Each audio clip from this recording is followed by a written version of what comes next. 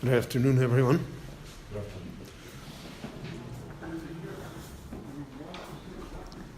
This Shabbat is parshas zechor,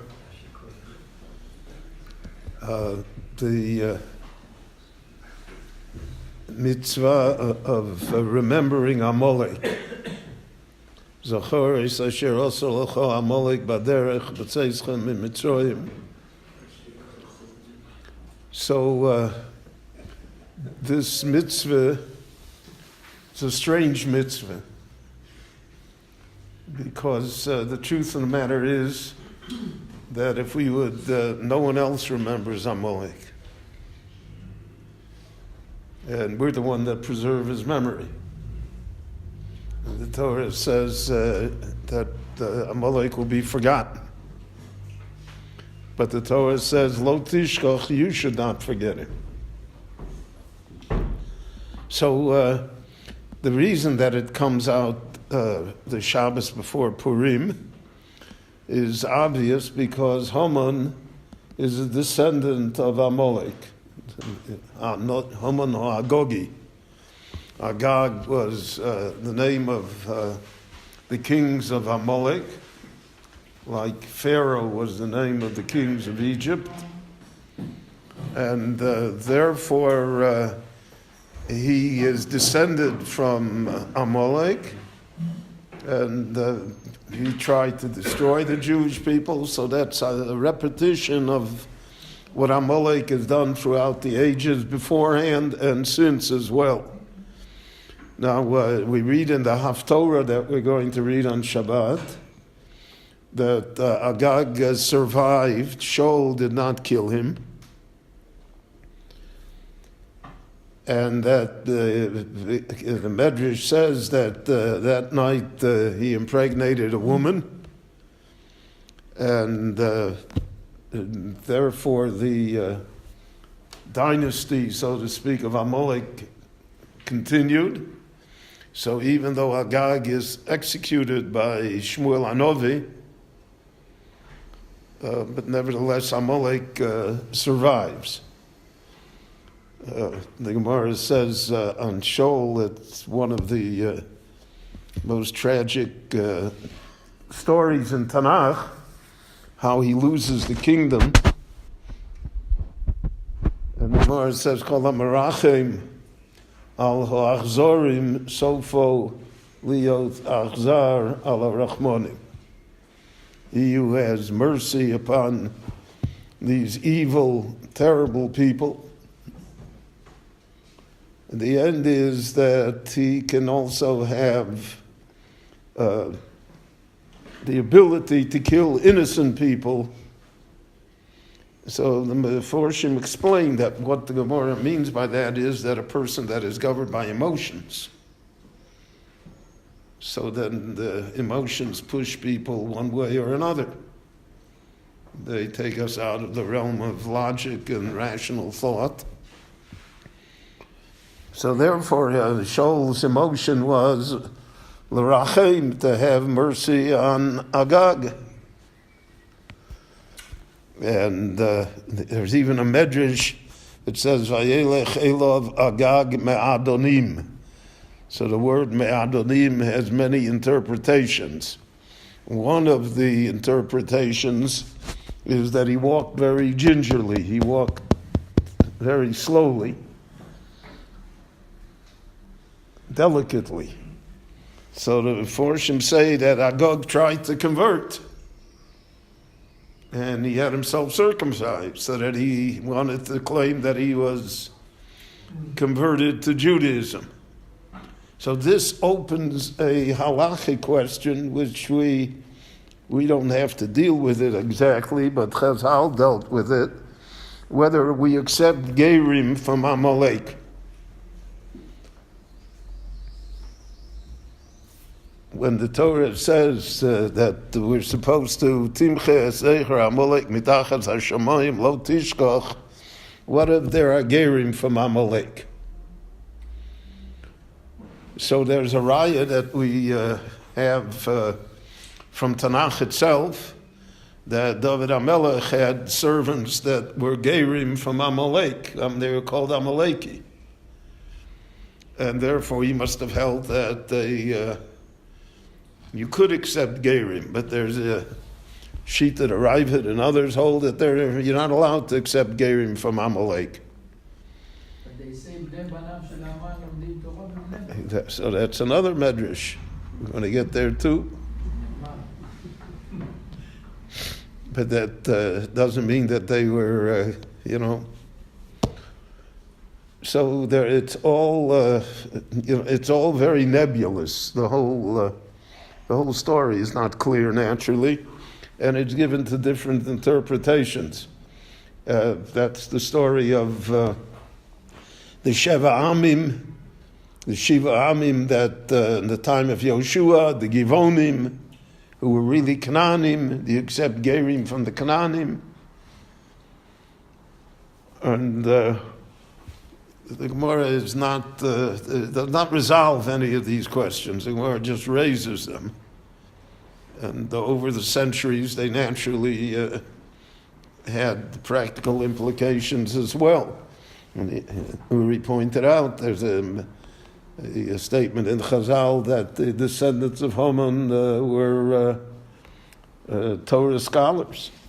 So the Purim is the York side.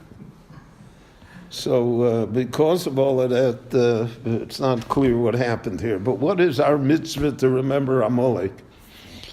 And who is Amalek? So all the Rishonim already say that Amalek, it's a Gemara, in fact, that the Bo Sancheiriv v'Irva v'Sa'olam, Sancheiriv already at the time of the exile of the 10 tribes, took all of the neighboring tribes that existed in the Middle East, and he scattered them and he intermarried them so that within a generation or two, nobody knew where they came from. So you cannot identify where Amalek is anymore. And because of that, therefore, the mitzvah of destroying Amalek has no practical implications because we don't know who Amalek is. We don't know who he exists today. Now, there's an interesting Gemara. The Gemara identifies, the Gemara says, Amalek zu Germania shebaroma, which Rashi interpreted to mean Germany, which was under the Romans, in the Roman Empire. So, in effect, Amalek became a symbol. It became an idea. It became those that want to destroy the Jewish people. And over the centuries, there has been no shortage of such people. And they exist today in strength as well. So what we remember about Amalek is, the Mefarshim say 2 or 3 things. One thing is we should remember that they exist. That in the world there are those that want to destroy us. We should not be naive. And there's a great tendency to be naive because we want to be nice guys. We want to be merachim. We want to say, they really, if you'll give them jobs and food, they won't hate us. But all of history has shown us that that is really not a solution. That doesn't stop anything. And because it doesn't, so then the first thing is to remember that there is Amalek in the world. The second thing is to remember that Amalek is a symbol of evil. Amalek came to rebel not only against the Jewish people, he came to rebel against the God of Israel. Amalek is a godless force in the world. Now, sometimes in history, Amalek speaks for God. I mean, for their definition of God. But he never speaks for a universal, a borei olam, that all of mankind, all of humankind is subservient to, and who deals with each and every individual. So Amalek is therefore that symbol. And the third thing is that the Torah says that basically there's very little room for compromise with Amalek. Amalek is not easily defeated. It says in the Torah that when Yoshua fought Amalek, so it says, Vayachalo Yoshua es Amalek. He weakened him, but he didn't defeat him completely. It's throughout history, evil is never defeated completely. And it revives itself in different forms. I mean, one would have thought that after the collapse of the Soviet Union, there would not be any rational political force in the world that would advocate socialism and communism. But we see that's not true. You know, there are polls now that say that, half of America wants to be socialists. Out of their minds. But the power of evil to renew itself is unlimited. And to morph into different forms. And therefore, that's why the Torah says, Lo tishkach, you shouldn't forget it. So we have... it's printed in the Sidurim after Shachris, Sheish Schiros, 6 things to remember. Shabbos, Yitzias Mitzrayim, Lashon Hora with Miriam, etc. There, it's listed what was, but one of the things to remember is Amalek, because of the fact that there's a tendency to forget it. We want to let. We want a nice world. In a nice world, Amalek is not a danger to us. And therefore, there's a great deal of naivete in the idea, and that's why the Torah warns us. So they made a mitzvah, Chazal call it, most of the Meforshim counted as one of the 613 mitzvahs. Schiras Amalek. And we're yotzei the mitzvah by hearing the parsha read on Shabbat. And because it's a mitzvah, so then there came all different additions to the mitzvah to read it with a different accent. To be yotzei, you read it Sfardit, Ashkenazis, Yemenite, Chassidish, because they want to be yotzei the mitzvah. And the halacha is that you're yotzei the mitzvah with Kriyas HaMegillah.